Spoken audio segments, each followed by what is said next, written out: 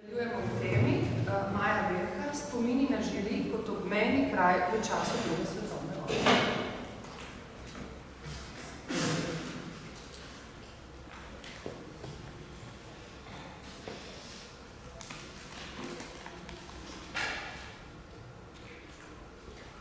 Jaz sem vam predstavila v bistvu en primer raziskave obmejnega kraja v sklopu našega projekta. In sicer bom govorila o Žireh, ki so obmejni kraj postale že takoj po koncu Prve svetovne vojne, ko je bila na tem grebenu postavljena rabarska meja in takrat v bistvu v času do druge svetovne vojne, se pravi v obdobju med vojnama, so se Žirovci že prilagodili na to, da živijo v obmejnem kraju, recimo posluževali so se kontrabanda, ampak ko je pa potem prišla druga svetovna vojna, so pa dejansko na lastni koži občutili grozote vojne ter prizadela jih je še dodatna nova meja.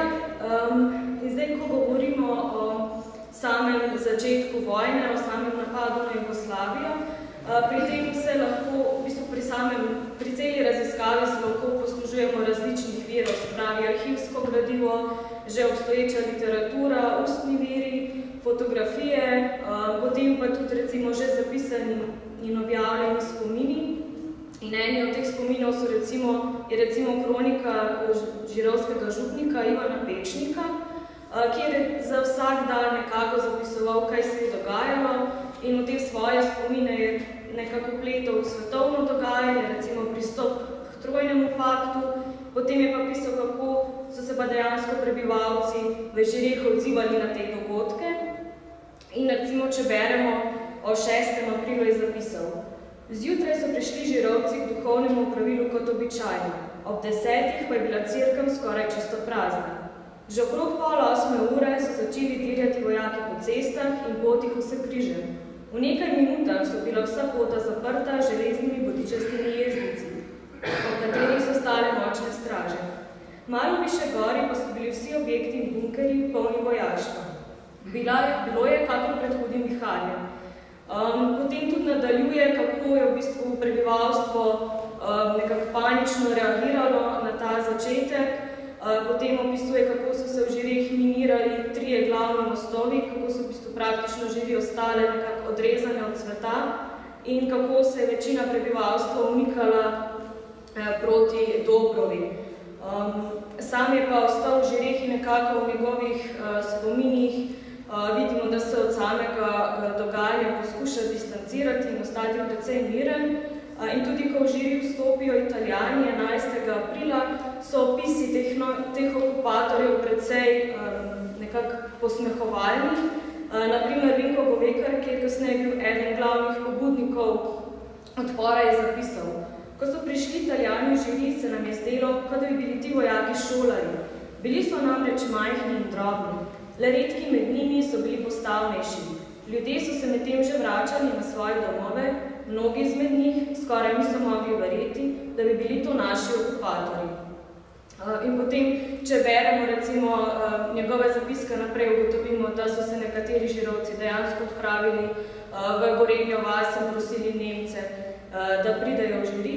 No, Italijane je na podoben, posmehljiv način opisal tudi župnik. Mehkega srca in čustveno zelo občutljivi so ti novi letoviščari. Ob prihodu na Veliki petek so se privoščili nakradenih kokoši. Po procesiji na Veliko soboto pa jih je prišla cela množica in me ostavijo pred cerkvijo. Kradli smo kokoši. Jutri je velika noč, pa skva bi radi kohailu. Prosim, da nas poveste. Spovedoval sem dolgo noč. Se pravi, nekako to 10-dnevno italijansko okupacijo, vse kolikor beremo iz teh zapiskov, ki so bili objavljeni kasneje in mogoče tudi zaradi tega že spremenjeni, nekako vsej te glavne osebe niso jemale tako zelo resno, no se je pa to vse spremenilo potem, ko so 20. aprila v Žiri prišli Nemci.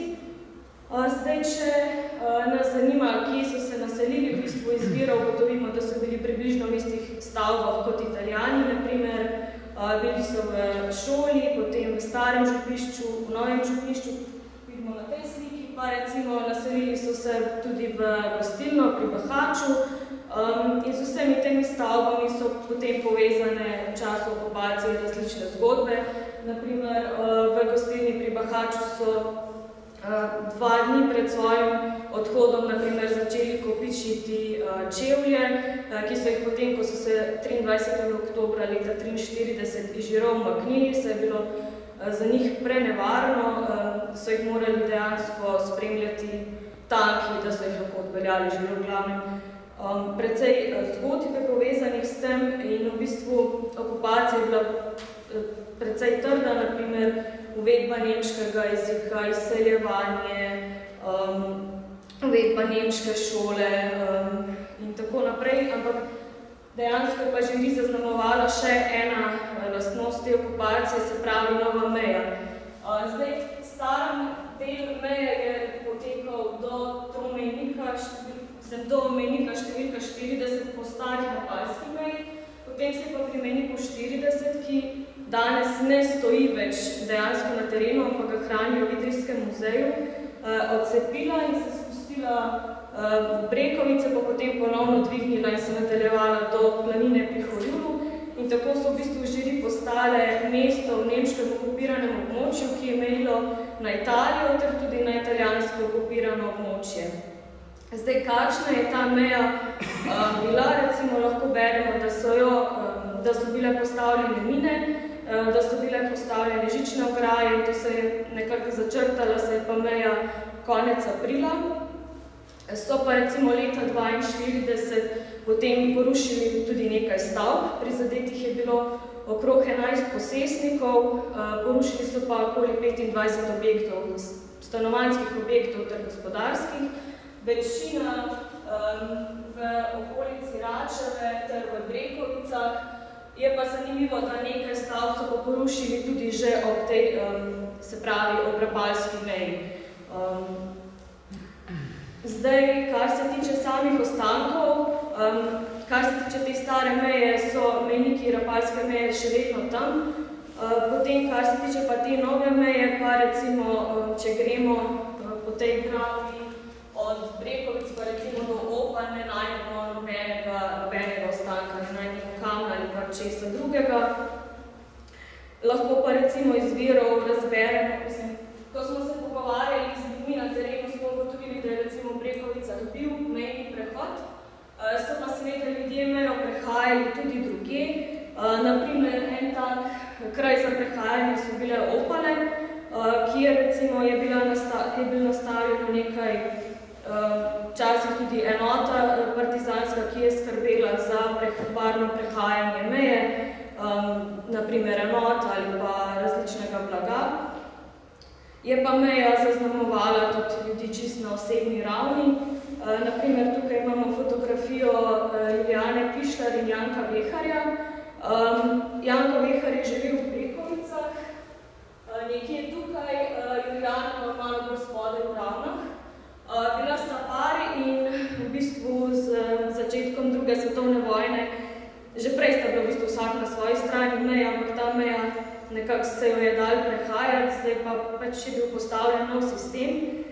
Sta se pa odločila, da se poročita in recimo sta se 12. oktobra leta 1941 poročila v Žireh in takrat sta morala nevesta čez mejo pretihotapiti tudi dvomesečnega otroka, tako da mejo se je dejansko dala na neke načine prehajati. Recimo meja je tudi povzročila, da so otroci v Brekovicah, naprimer, prej so vsi hodili pač v isto šolo, ki je bila v Brekovicah, no kar naenkrat so pa tisti na nemški strani morali hoditi v šolo v starih Žireh, tisti, ki so bili pa na italijanski, pa v italijansko šolo. In recimo v nemški šoli je Ivanka Žaker dejala: v Žireh smo imeli srečo, da sta nas učili 2 mladi koroški učiteljici, ki sta bili zelo prijazni. Se pravi, ona je obiskovala to šolo 2 leti in je rekla, da v bistvu učiteljici niti nista bili tako, da ni doživljala tam takšnega terorja, zato ker kolikor je njej znano, ne bi bili v Žiri poslane kot kazensko.